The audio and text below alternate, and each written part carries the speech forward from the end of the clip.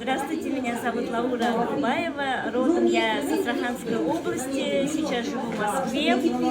И когда я приехала в Москву, я, конечно же, вошла в наши все казахские организации общественные, потому что мы всю жизнь именно принимаем участие во всех наших мероприятиях и стараемся помочь и организовать.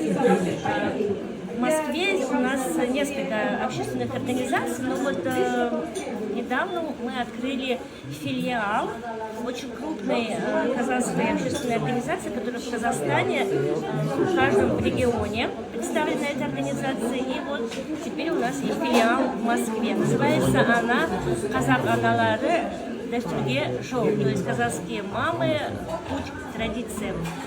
Чем будет заниматься организация, это сохранение, конечно же, наших казахских обрядов, традиций, обычаев и